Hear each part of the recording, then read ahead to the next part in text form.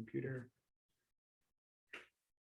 Hi, everyone. My name is Ryan Vickers, and I'm the creative consultant here on Pop Whiz, and welcome to the Pop Whiz After Show. With me today are not one, but two special guests. We have Juliette Labossiere, who is one of the people who's integral in the production of our episodes in Cornwall, and Senator Bernadette Clement, who is also the former mayor of Cornwall, which is one of the sites that we visited. We're going to talk about that today. Welcome, ladies, and thank you for your time. Ooh, this is going to be fun. Yay, thanks for having us. Well, thank you for coming.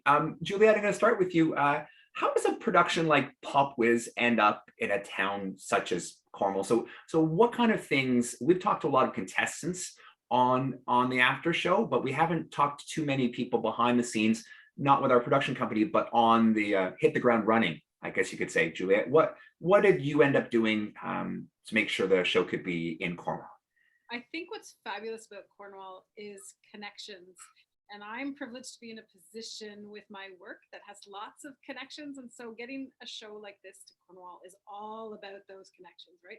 Knowing who to reach out to in the arts scene that has connections with youth that are passionate about, expressing their voices and would be great candidates for a show like Pop Whiz.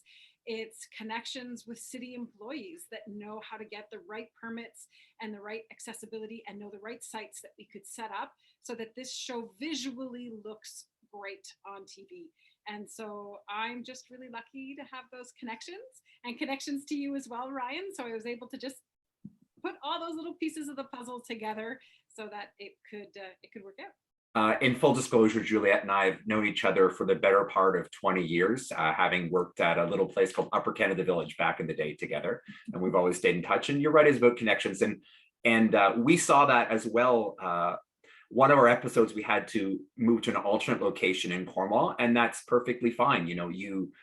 Part of a traveling roadshow is you have to sort of go with the conditions that you're dealt, and that's perfectly fine. And everyone was very, very accommodating, letting us do that. Bernadette, what does it mean? I realize that you're senator now, but former mayor of Cornwall, for a town like Cornwall to be hosting something like Pop Whiz in your area. It's important for us to be in all the places and to talk about what's going on in our city and to feel confident about that and to attract, right? Cornwall is all about welcoming new people and trying to grow. We've been at 48,000 people for a long time, and we want to bring more people into our city. So that means that, when we get invitations like this, it's just so exciting. And sometimes we feel a bit like an underdog, Cornwall. And so this kind of invitation and show and participation means, hey, people are taking notice, and maybe there's some good reasons for that. And let's showcase that.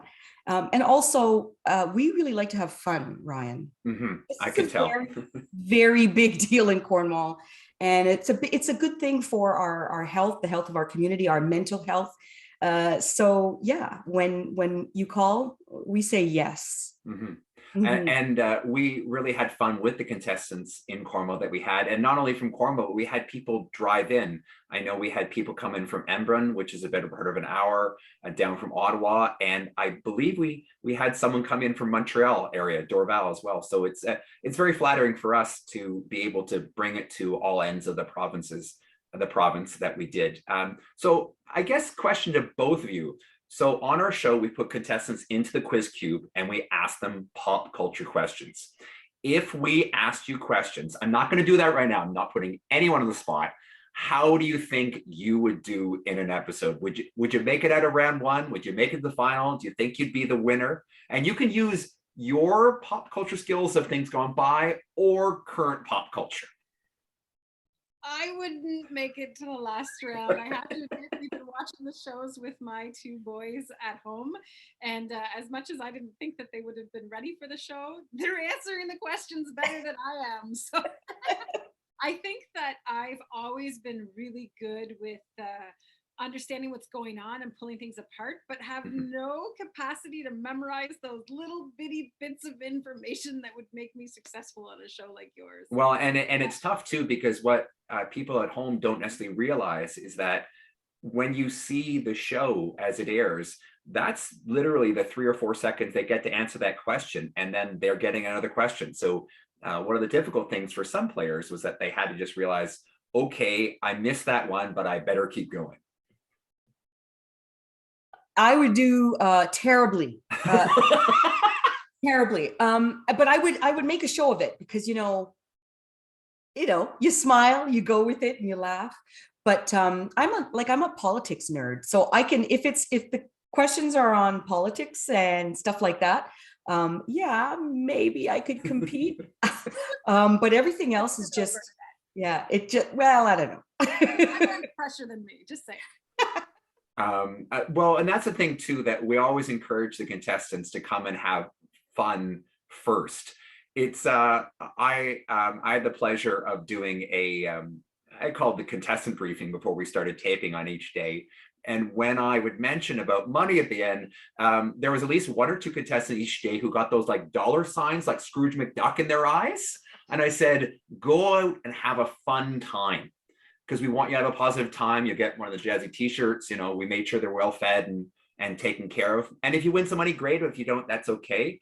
You got to go and have fun first, because if you have your eyes on that new purchase online and you don't get it, then you may not come away as positive. But we had people, I really felt we had people, especially in Cornwall, across the board. And special thanks to the people in Cornwall. We know that it wasn't shown on air, but there were some donations of prizes that were in the local area. And we had many winners off air as well who were enjoying some treats in the local area. So I guess last question once again to both of you. If you weren't on the greatest game show in the universe, Pop Whiz, not biased at all, it is a wonderful show, and I'm gonna promote that as such. If you weren't on Pop Whiz, what other game show, past or present, do you think you would do the best on? Family Feud, maybe. Excellent. Now, does that mean, Bernadette, you've already picked the other 4 members of your family? Yeah. Oh, I know which crew would be there. Yeah, that we could actually compete. It's fair enough. Juliette? I feel like, for good measure, knowing our relationship, I kind of have to say Fort Boyard. We should put in context. Fort Boyard is a show that's been on in France and various territories for about 30 years, where you have to run around a fort that's on the west coast of France, doing challenges. I guess it's like a really early escape room. I guess that's the best way to put it that way. Yeah. Okay. Survivor almost. Right? Yeah, there's a bit of are you okay that there might be a spider in the room with you kind of thing. So anyway, thanks so much, ladies. We're going to remind everyone to watch Pop Whiz on Game TV Sunday nights at 7 p.m. Eastern. Please adjust for your local time zone. As well, you can visit the website at www.igametv.com/pop-whiz. That's igametv.com/pop-whiz, and you can catch up on episodes there. You can also visit our official website at popwhizgameshow.com, which will lead you to our socials as well. And Bernadette and Juliette, thanks for popping by. Thanks, Ryan. Bye, Juliette.